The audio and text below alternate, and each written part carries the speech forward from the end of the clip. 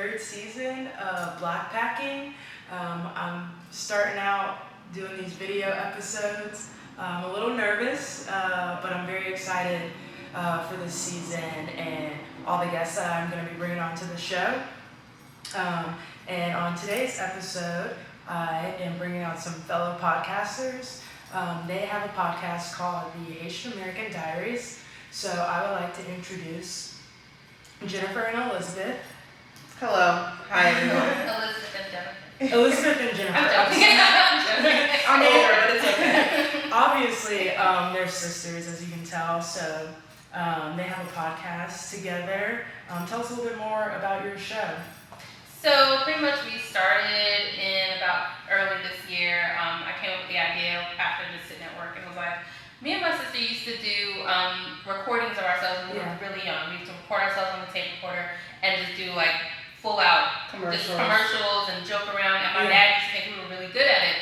So early this year I was like, you know, we should start doing something similar to that. And I'm like, podcasting is like this huge thing, and we have like our platform of being Haitian American, which doesn't get showcased as much. Yeah. So I thought, me and my sister could do a podcast just talking about growing up Haitian American, have our family on, have other Haitian Americans that are like doing great things and just on social media, whether it's like politics or music or comedy. We just wanted to showcase and highlight Haitian culture just on another level.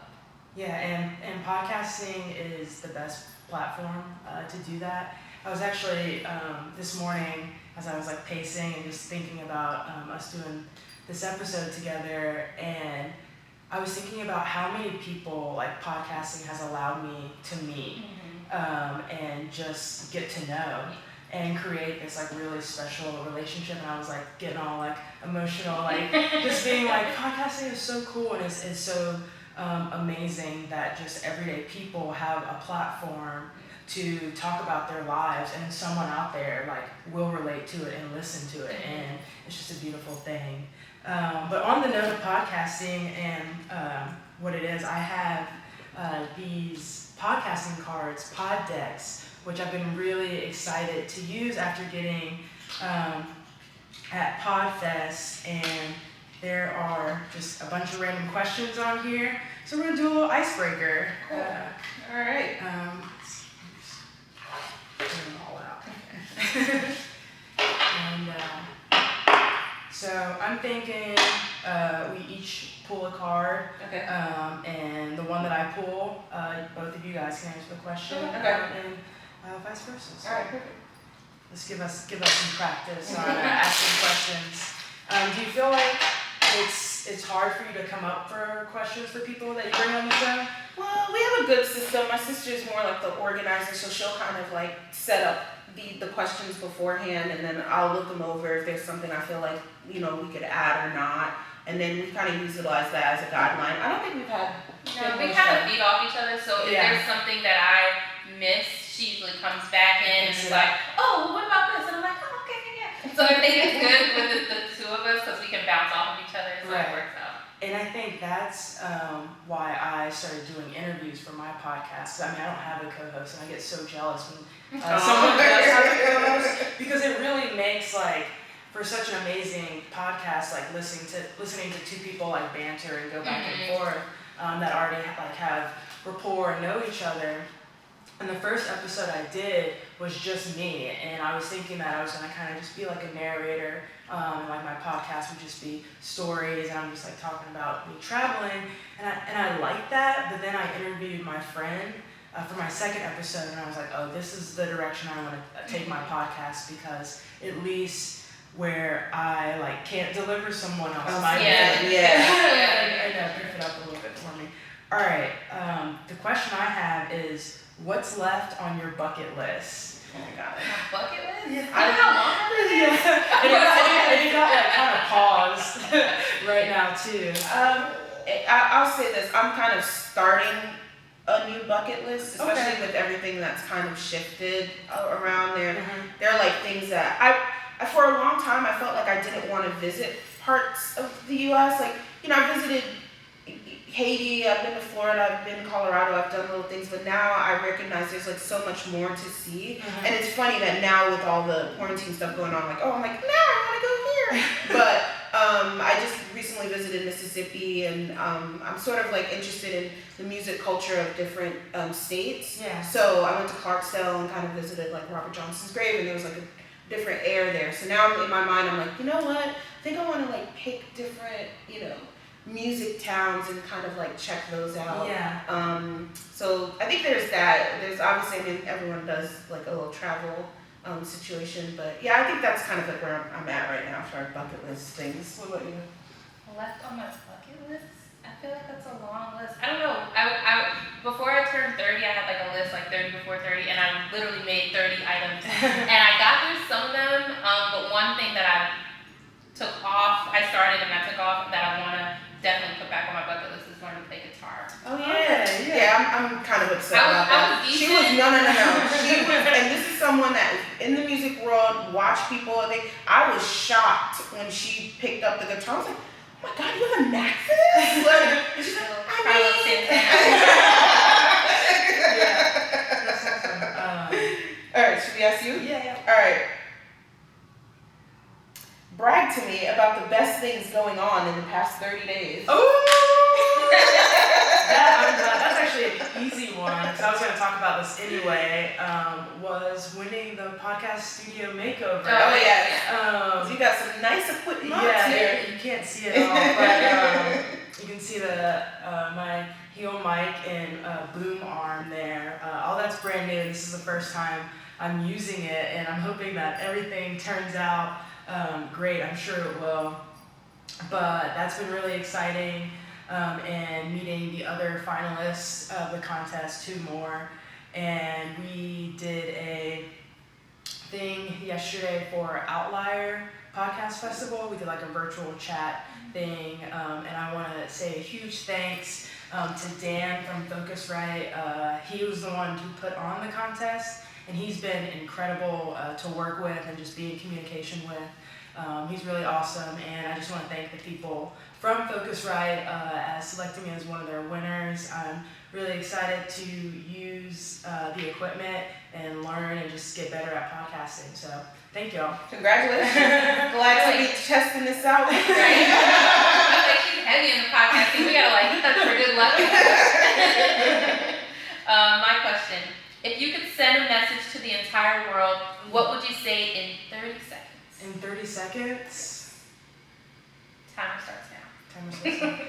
I would say one thing specifically to the people of the United States: make sure you go out there and vote this year. And then the second thing is everyone just try and be nice to each other, and be kind to each other, especially now during these times, and try and support people, find a way to be supportive to people, and take care of yourself too, because we're all emotionally and mentally having a hard time with this. Some days are fine, and the other days you start just thinking crazy things, and your mind just like wanders. So it's important that we keep our minds and ourselves active, and just kind of pick up something like guitar, or like try and do things, just because it's so easy to get bored during these times. I think I ran over my 30 seconds. I think you did, but it's okay. But yeah, you get the gist there. Well, that was great. I like these little cards. Yeah, that's cool. I think we need to pick these up. We need to Poddex. We're on it. Well, yeah, so y'all brought a little bit of Haiti with you today. Yes. Tell me a little bit about what's going on here. So pretty much in Haitian culture, they're like kind of staple items that you would present to someone coming to your home. Yeah. As a guest, you always want to make sure that you have food available to the person. So one thing would be like fried pork and plantain, like bouillon and plantain, but that's a little elaborate.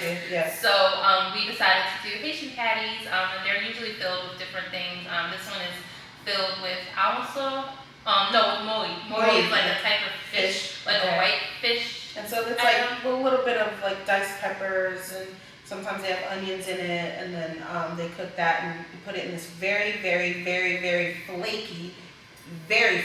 Yes. I mean, it's a mess. It's gonna be messy. So yeah, just prepare yourself. And along with cola lacai, which is a fruit champagne drink soda. And it's really yummy. So Dig in. Thank you. Yeah. all right. Test it out. And yeah, We didn't eat breakfast. So we will dig in as well. Thanks. What are your thoughts? It was amazing. Really? The flakiness is definitely on point. It was good. And Yeah. about how long does it take to make these? A long time. Yeah, like The dough is it's kind of like puff pastry dough in a way, but it's very time consuming to make. Yeah. My mom used to, when we were younger, my mom used to try to make it with us, but it's labor intensive, like the rolling and the kneading and covering, it's a lot. And then you have to make the filling, it's a whole, it's like should we pour some Yeah. soda? So Should have re-poured it, but you know. the fruit champagne. Thank you so much. You're welcome. So, I don't know a lot about Haiti, and I was excited to bring y'all onto the show to talk about Haiti a little bit because I've never traveled there. I kind of, as a traveler, see it as like a unsafe place for me to go. Should I feel that way? I think it's a fair assessment considering what the media portrays to Americans and to the rest of the world. They are not giving a good view of, these are some areas, of course, like any country. Or any state. Or the U.S., there's places you don't want to go, it's dangerous. Yeah. There's, even the political climate of the U.S. is very shaky right now, and that's kind of the same thing that's going on in Haiti, which makes it a little unsafe at this point. But I wouldn't say that it's any less safe than a lot of other places. Yeah. I went to Italy like years ago, probably like 10 years ago at this point. And one of the big things that people were saying was, oh, you're gonna get pickpocketed. Make sure you if you carry your passport with you at all times. So it's like, no matter where you go, I feel like there's gonna be some kind of like negative stigma. And Italy is like a top tier place to go. Yeah. So. And when you go anywhere, you have to learn about the country, learn about where you're going. Sometimes it's good to make connections with people. And so we would always suggest that, if you know someone, it is a good idea because then you know what's going on. Like within our family ourselves, like we connect with our uncle who still lives there and he's like, now is not the best time to come here because so-and-so is happening. And so you make sure that your traveling is done in the daytime. Once you're secured and you're wherever you're staying, you're there. And then it's all about making those connections, And okay, so what would you suggest that I go do and see? Haiti it's very big in nature when you're outside the capital. The capital is pretty hectic and busy, and there's like the big marketplaces and things like that, and then there's still the White House is called the Palace over there, which I've been to. So they have like a really beautiful museum under within that little courtyard area where the palace is. So you can see like the history of Haiti. It talks about all the way from like Toussaint Louverture all the way up till now. So it's like a nice progression of seeing everything that happened with the revolution. And then once you get outside of Haiti, there's obviously the beautiful resorts. We've been to Cameroon is one of them. Moulin-sur-Mer is another one. Calico, you went to Calico. I went to Calico, yeah. Calico is another one. Those are the nice resorts where you want an all-inclusive kind of stay. And I always say, like, if you go to one of those resorts, you think you're in Bahamas or Dominican. You know what I mean? It doesn't feel any different than any other island that people actually like to or think that they actually frequent. And we our dad is from like a village in the mountains, and so we are more so connected to just like removing a lot of the luxuries and stuff and just being out with where you can go for like a hike or you can go to a waterfall, like beautiful rivers that just run through all the the villages. It's just like amazing. And there are beaches, if you can get to go to a beach, you've Clear, never crystal seen blue water. anything as, beautiful as that. And that's one of the things that, a lot of the major stuff that's happening in Haiti is all in the capital. So that's where you're directly going to go and you're going to show the information. But beyond the capital, there are all these wonderful, beautiful things happening.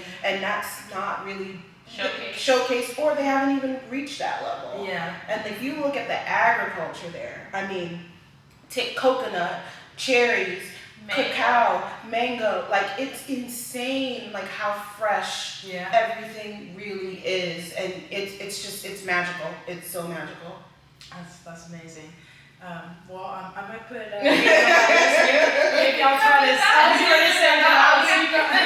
We'll let you know when that time comes. I mean, we haven't been, for a while because again, the political climate is definitely a little rampant. But the moment you know and things die down, it's like, all right, let's go. And I'm assuming you two have traveled together.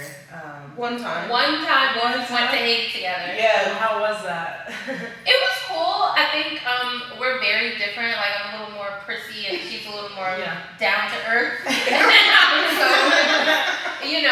it's definitely interesting to kind of like be together in it and seeing like the things that she enjoys, and I'm kind of like, okay, I guess the water isn't that bad. I guess I'll put my feet in, and she's like, and then I can be like, oh yes, at this resort, this is what you have to eat.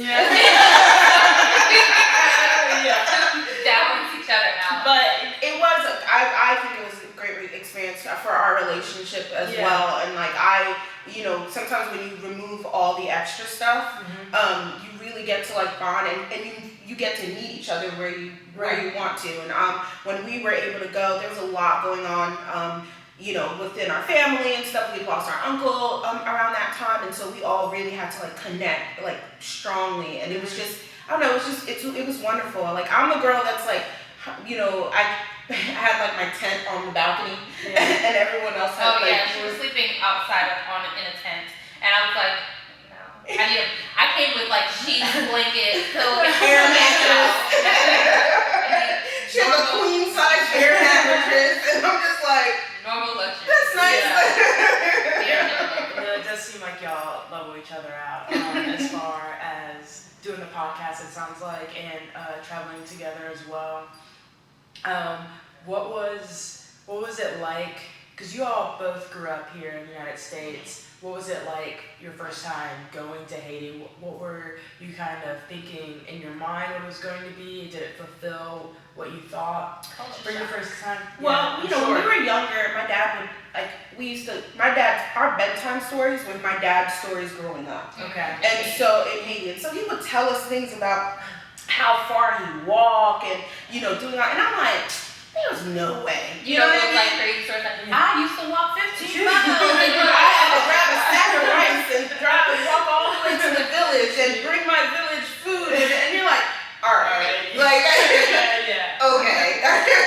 Why didn't you just drive? You know what I mean? And then, when I got there, I remember I was 14 when I went, and I was like, okay, all right. This is what you described. All right. Yeah. This is totally what No embellishment. No embellishment. The heat is definitely, now I understand why we don't put the AC on in the summertime. Okay, I get that. And it was just so, I think once the capital again, it was its own experience. And then when I got to my dad's village, it reminded me of like Lord of the Rings. Really? So for me, at that time, and I was 14, so that was like in early, what would you say, what year? 98. I was like, I just remember like just so much land. Yeah. And peaks and valleys and houses on top of hills, and it was just like, wow.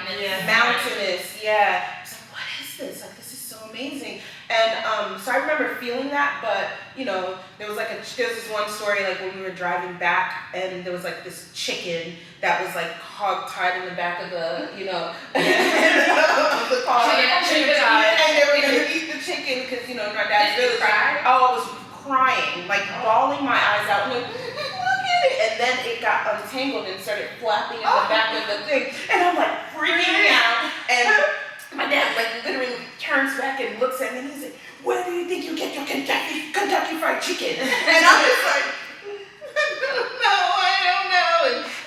watching the process of that, it really, it got to me. I mean, I think at 14, I was like, I think I'm gonna be a vegetarian. That didn't click because, fortunately they were giving me like turkey legs at age 1, so it just, it's in me. But I don't know, it was cool. It was definitely, an experience. I roughed it out when I went, and then my sister's experience.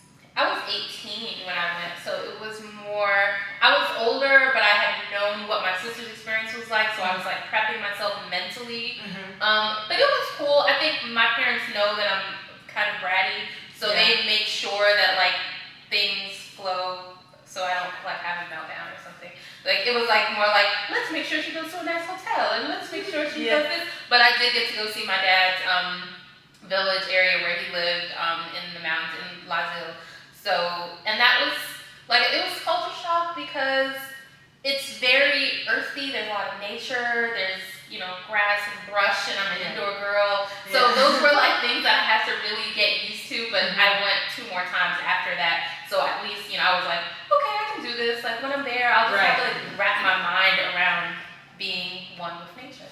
And she does good too, like, because I'm like, no, because I remember I was like, because when I went the first time, because my sister had gone twice before me, I went a week before she got there when we went in 2016. And so I remember by the time she got, I'm like, seeing like, how is she gonna be? And she's just like, I'm making it work for me. Don't worry about it. I'm not gonna cause this, and it's good because it's gonna be a culture shock. I mean, I think we recognize how privileged you really are, especially when your parents come from a country where they had to really, work hard, and it was all about just putting in a lot of work for success, regardless of whatever you do, either work, either taking care of your family, and to come to the U.S. and put a life together where everything is for their kids. That's what our culture is about. The parents do everything from start to finish for their kids. We shouldn't want or ask for anything. And if you ask for it, they're going to make sure that they get it for you. And I think that was a thing for us, is like, especially growing up, like, we probably had everything we ever could want and need. So then when you go to Haiti and you're like, oh, so this is what you guys came from. But you didn't come from having everything you want and need and everything at your fingertips. You ask for it and it's like, oh, here you go. So it's kind of like a moment of like, oh wow, like you get another respect for your parents, just seeing all of that, like, oh wow, and especially, like, y'all are dope. Like, especially when you look at the history of Haiti and how they came out of slavery, and and what that looked like, and especially like them raising American kids and how we sort of things were instilled in us and sort of like growing up. It's extremely humbling, but it also kind of gives you this like no excuse mentality. No matter how horrible a situation can be, no matter when it's interacting with people, it just. Oh, sorry. Wow. No, it happened like I thought it wanted to come off the whole time, and I kept moving, like trying to like keep it on, and then finally I flicked the wrist too much. The time easier.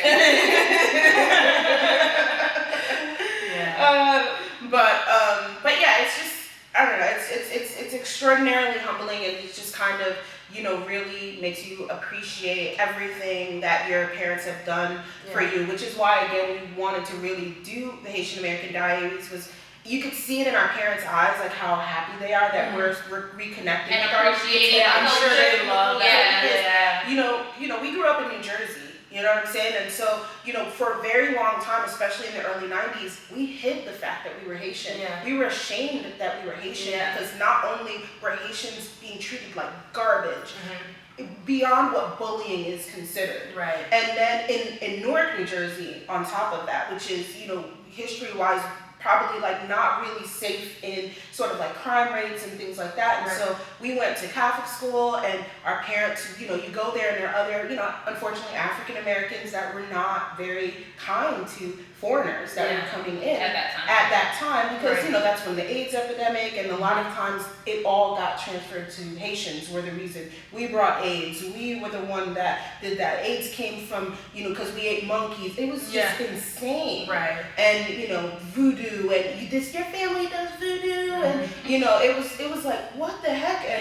And we hid that. And then we got older, and we kind of, we owned it, and then we got older and we went to visit, and you're like, No. Yeah, this is who I am. This is who I am. And even on our episode, we talked about being Haitian in the 90s. It wasn't until we got to high school where Haitian Flag Day is a thing and everyone is sort of like, you know, really like owning it, that we, you know, we just kind of like, all right, let's keep it, you know, let's keep this going. Yeah. Well, that's amazing to hear that y'all did that. And everything that y'all are doing is amazing. And what I feel like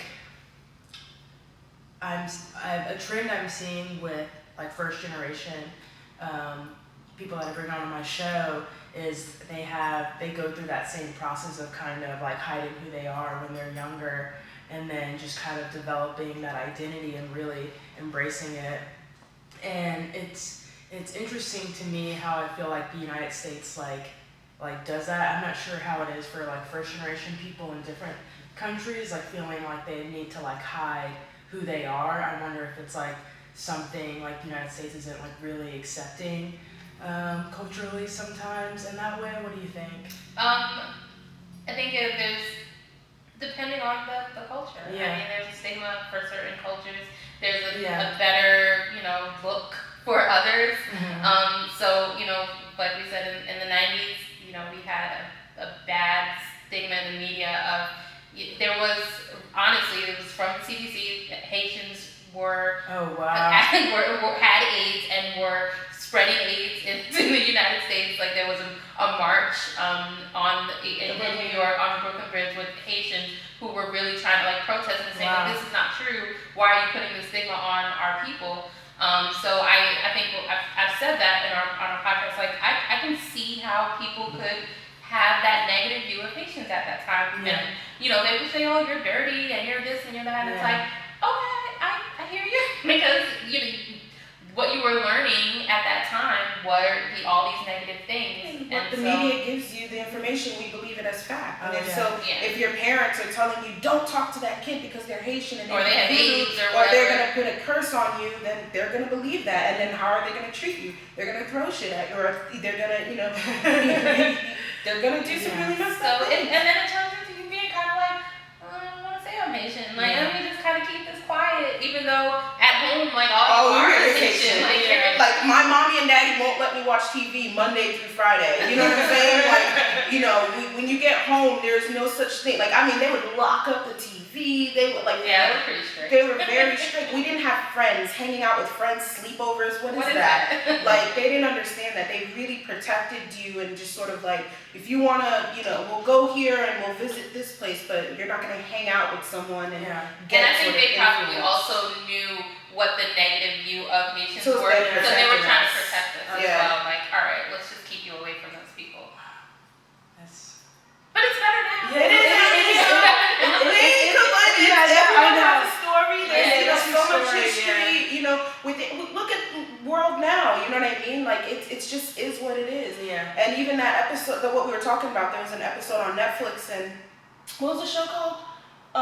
History 101. History 101 had a segment where they literally said Haiti came from Haiti. And it was we made like it was on Instagram, like Haitian Instagram went like in flames, and they took the episode down. They took that episode out in 24 hours. Yeah, it was intense. Yeah. And see, like I'm a little bit younger than y'all, and so like everything y'all are telling me, I'm like processing. This is the first time I like even really have heard this. So it's like a lot to be like, wow, I just didn't know that people were even blaming like Haitians specifically. That's wild. Yeah. But yeah, y'all come a long way. You guys are podcast, and you're doing amazing. I've listened to it, and I appreciate y'all for coming on the show and telling me a little bit more about Haiti and like just Haitian culture. What's one thing that you wish was in the United States that's in Haiti that you can only get in Haiti? You can only find. I just think that there aren't enough Haitian restaurants. Okay, that's true. See, I don't know that much about Haitian food, and like I said, there aren't. In New Jersey, there's like a bigger population, and you know where to get like the best, like rice, everything. the best everything. In Georgia, I don't know where the area is. It's so funny because like even with the Haitian patties, this is like Haitian patty spot number 3 that my parents have, tried to find and connect with. But like, every time something opens up, it's like, nah, nope, No, not that's it. not it. That's not it. And so it's hard to find good Yeah. Haitian food. Yeah, well, I'm so excited to have met y'all and like learn a little bit more about Haiti. A lot more actually, just within talking to y'all previously, and I did like a little bit of research like going into it because I was like, I don't know anything about Haiti. we're forgotten. Yeah. Tiny little island.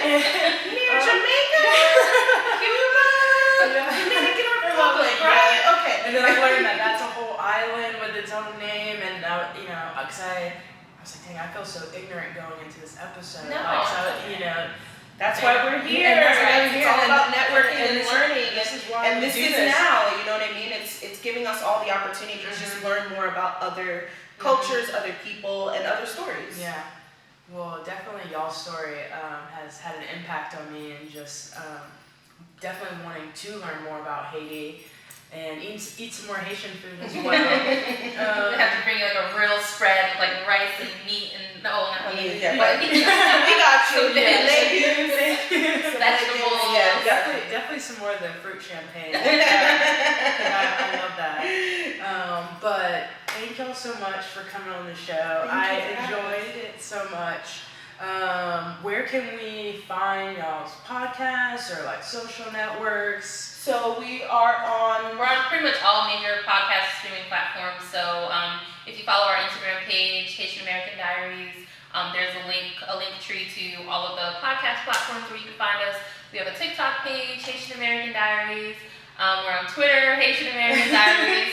So if you look for Haitian American Diaries, you will find us. Yes. So follow us. Yeah, follow them.